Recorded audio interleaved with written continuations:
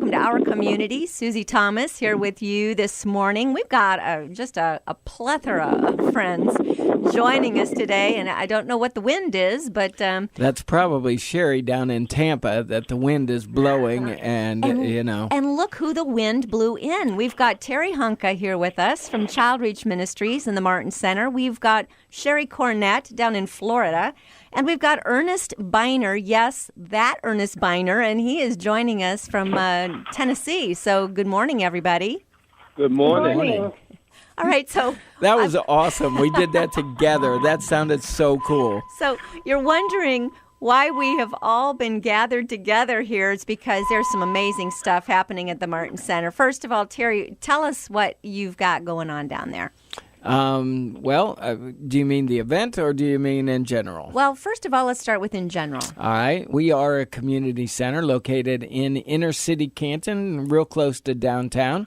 And we exist to build relationships with kids, teenagers, and families that maybe are less fortunate than some others. And so we feed, we have activities, and we try to be Jesus instead of maybe talk about who Jesus is. Mm-hmm.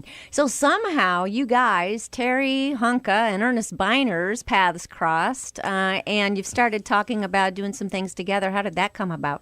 Well, that's kind of surreal. I mean, you know, for me to be on the air with Ernest Biner is, is surreal in itself. I feel so honored. You know what? We went to an event where the original dogs were, and we got to talk a little bit about what we do down at the Martin Center, and he expressed interest, and sure enough, he showed up. And more than once. Ernest, you've really kind of taken Stark County under your arm, haven't you? You've visited Northeast Ohio a couple of times, talking with kids at the Multi-County Juvenile Attention Center, talking with kids. Yes. Where did this come from?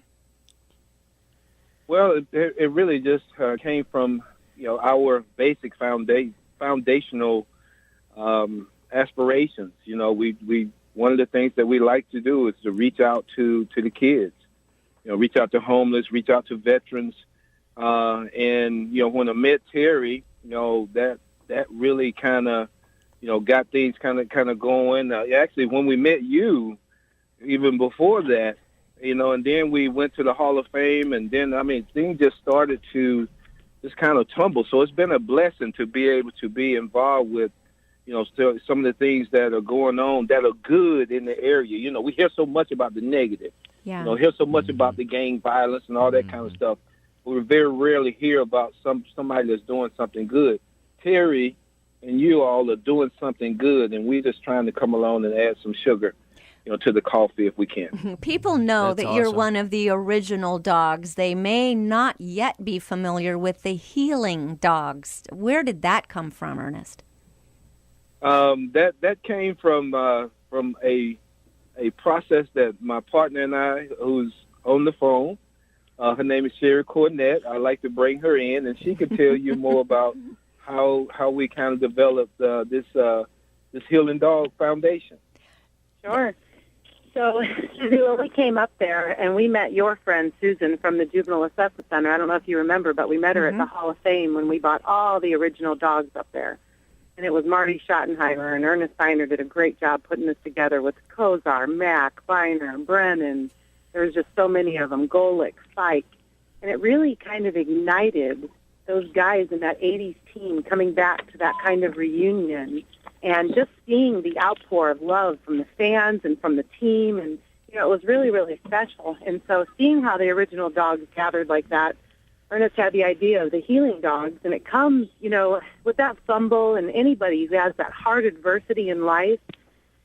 Some people, we deal with homeless and we deal with the youth that are struggling, and now we're moving into the veterans.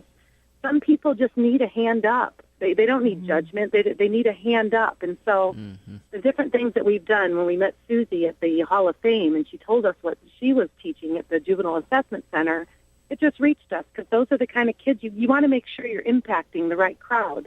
And so when we went to the Juvenile Assessment Center, the Healing Dogs was there to teach those kids how to love themselves from the inside, that God love from the inside, that if you are caring for yourself in the inside and you learn those techniques that Ernest goes over with his drills for life and his foundational skills kind of things for kids, they're going to be more whole. So when this stuff comes at them on the outside, they do the right thing because they care about themselves enough to.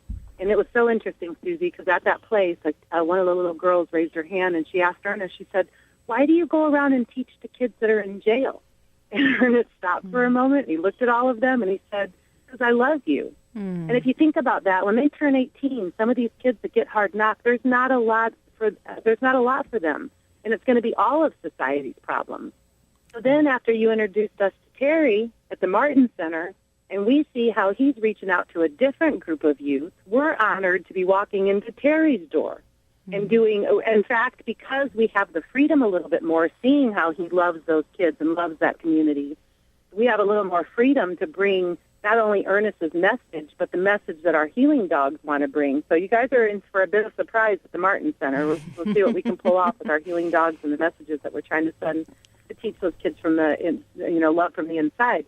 But then it took a little bit bigger of a spin because Ernest was on the 91 Super Bowl team in the Washington Redskins, and we went down to Washington, D.C., and threw this party with the veterans down there, a Super Bowl Sunday party, and it changed us. We went to a room where veterans don't leave, and each one that they went bed to bed on, they were so thrilled to have Ernest Beiner there with his Healing Dogs and such. And so now we've reached out to Cleveland, and they're very excited to have Ernest up. It's going to be on July 30th. We're going to do a VA Super Bowl Sunday party for the veterans.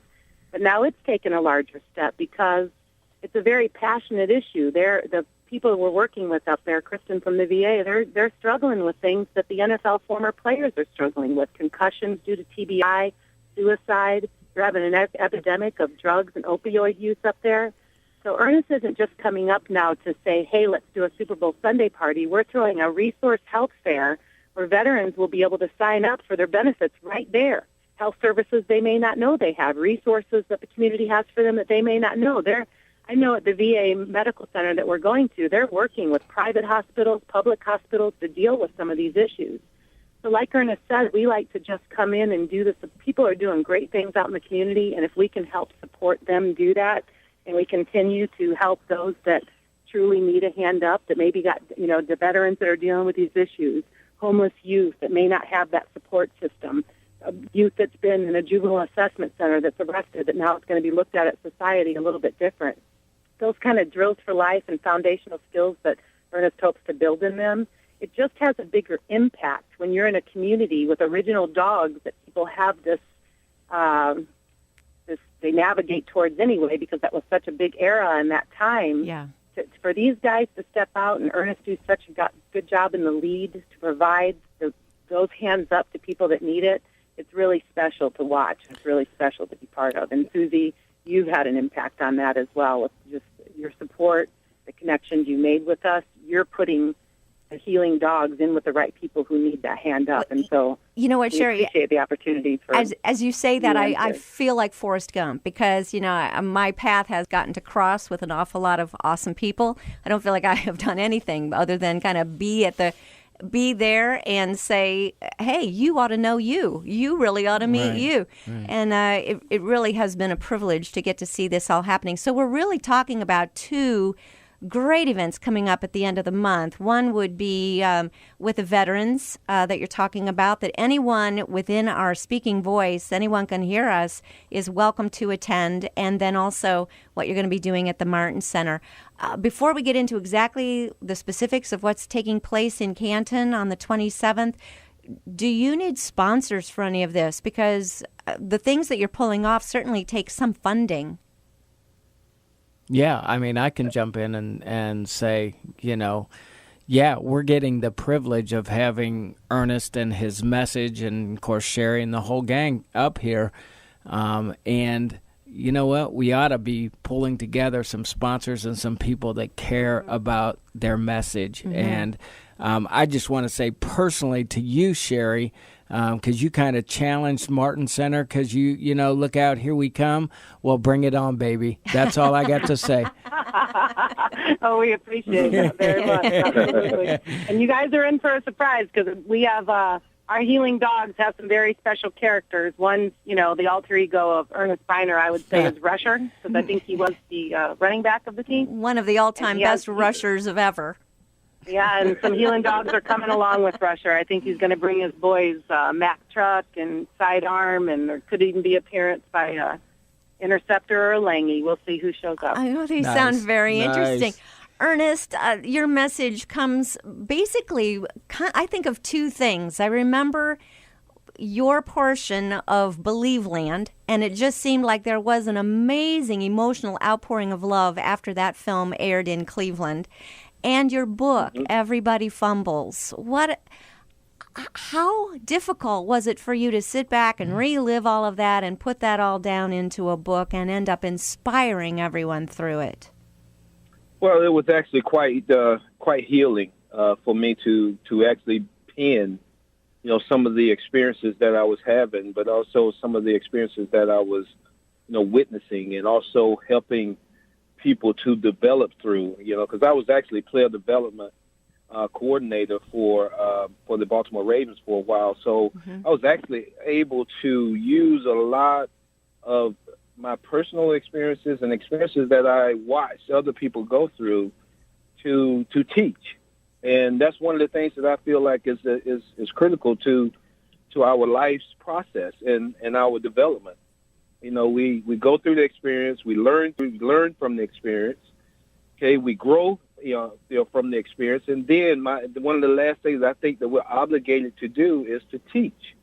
And all of this, all of the book, the Everybody Fumbles, the Believe Land, all of that kind of goes into that process of life that I have lived through and witnessed and have benefited from, and I want others to benefit from it as well. So from my experience to their experience, and then to somebody else's experiences that we can assist with, is just the process that I love for us to go through. And this is, you know, being able to come to the Martin Center, being able to go to the juvenile, being able to do Believe Land, you know, being able to go to the veterans in, you know, in D.C. and then in Cleveland, and then we're going, you know, we're looking to do more things.